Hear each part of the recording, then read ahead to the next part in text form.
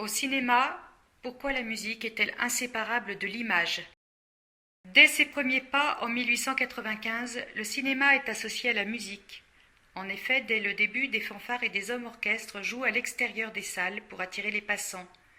Lors des projections de films, les séances Lumière, organisées par les inventeurs du cinématographe, Louis et Auguste Lumière, un musicien est présent dans la salle. Émile Maraval accompagne le film en direct au piano. C'était immédiatement un immense succès.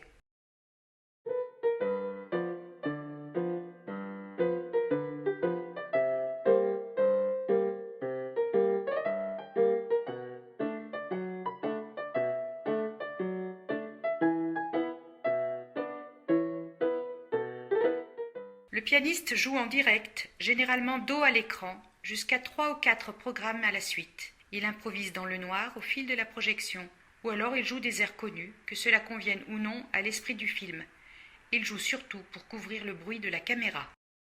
Voici un extrait du film L'arroseur arrosé, les premières vues photographiques animées qui suivent un scénario préétabli. Véritable référence culturelle et historique, ce film est particulièrement célèbre dans le monde entier. L'arroseur arrosé, film réalisé par Louis Lumière, a été montré pour la première fois le 21 septembre 1895 à La Ciotat, au cours d'une projection privée. Le film a été inscrit à l'affiche des projections payantes qu'organisaient les frères Louis et Auguste Lumière dans le salon indien du Grand Café, boulevard des Capucines à Paris. C'est le 28 décembre 1895 qu'a lieu la première projection historique de films photographiques animés.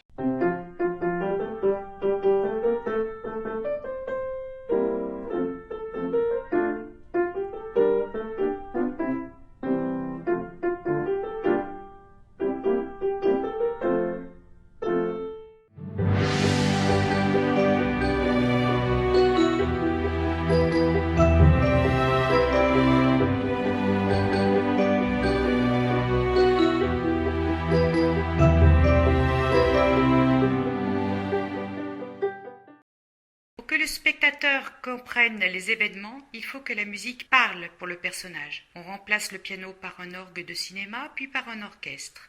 Dès 1927 apparaît le premier film sonore, Le chanteur de jazz. Depuis cette époque, la musique n'est plus là seulement pour masquer le bruit de la caméra et des spectateurs. La musique est devenue inséparable de l'image et de la mise en scène.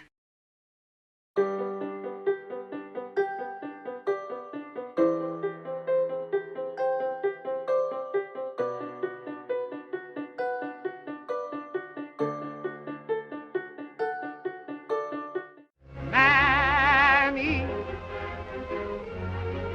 Mammy, the sun shines east and the sun shines west, but I know where the sun shines best. Les effets de la musique sur l'image. Dans la publicité, la musique a un rôle essentiellement commercial. Elle agit en retenant l'attention du téléspectateur. Quand une musique de publicité est réussie, on associe alors la musique à la marque du produit présenté. La musique devient alors la signature de la marque. Au cinéma, la musique a différentes fonctions. Elle apporte de l'intérêt à une scène en comblant le silence, en raccourcissant la scène, en permettant l'immersion du spectateur dans le film. Elle soutient l'action, elle accompagne les mouvements des personnages, des objets. Elle traduit les sentiments que l'image ne pourrait pas complètement exprimer. L'amour ou la haine, la peur, la tristesse, la solitude, la victoire ou la défaite, le pardon, l'angoisse, la joie. Voici un extrait du film réalisé en 1960, Psychose, d'Alfred Hitchcock. La musique a été composée par Bernard Herrmann.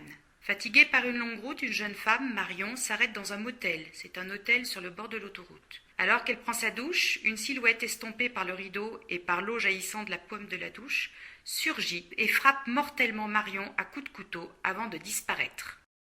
Écoutez comment Bernard Herrmann nous transmet les angoisses et la terreur de la jeune femme qui n'a aucune issue pour échapper à son meurtrier. Sans la musique, la scène aurait-elle eu le même effet sur les spectateurs ?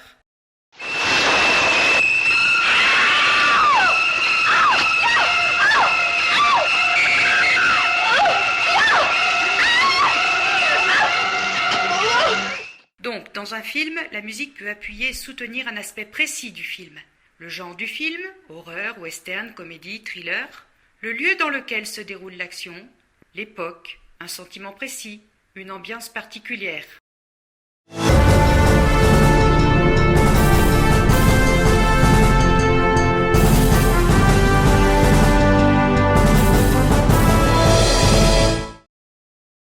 selon l'orchestration choisie, les instruments créent une ambiance, une atmosphère. L'accordéon évoque Paris et la France, mais associé à la balalaïka, il évoque aussi la Russie. L'harmonica associé au banjo évoque le Grand Ouest américain. La flûte ou le hautbois ou la clarinette évoquent les paysages de campagne ou les fêtes pastorales. La cornemuse évoque l'Écosse ou la Bretagne. Le tam-tam, l'Afrique. La batucada et le bandoneon, l'Amérique du Sud, le tango. Les cloches, l'Asie.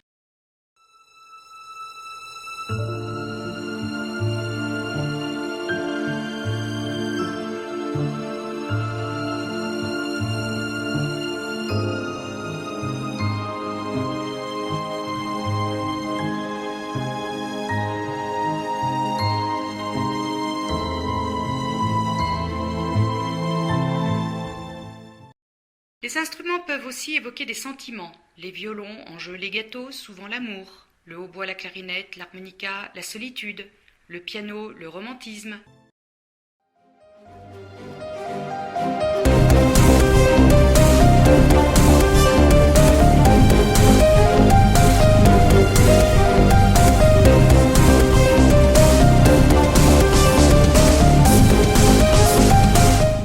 La bande-son d'un film est constituée de 3 éléments, les bruitages, les dialogues, la musique. Les bruitages, ce sont tous les éléments sonores susceptibles d'être entendus lorsque l'on regarde un film. Moteur de voiture, d'avion, orage, pluie, vent, pas d'un personnage, porte qui claque ou qui grince, volet que l'on ouvre, fenêtre que l'on referme, galop de cheval, chien qui aboie, bruit d'épée dans un combat, coup de feu. Les bruitages sont enregistrés soit durant le tournage, soit en studio par des techniciens spécialistes, les bruiteurs. Les dialogues, ce sont toutes les parties parlées. La voix est enregistrée soit durant le tournage par le preneur de son, soit après le tournage en studio. Pour les doublages dans une autre langue que celle originale du film, on enregistre la voix en projetant les images. On obtient une parfaite synchronisation entre le mouvement des lèvres de l'acteur et la voix de sa doublure. La musique est constituée par la musique du générique, les thèmes et motifs musicaux, des chansons. Le moment du mixage est très important. Il permet de synchroniser la bande sonore avec la bande image. C'est grâce au clap que cette synchronisation se réalise parfaitement.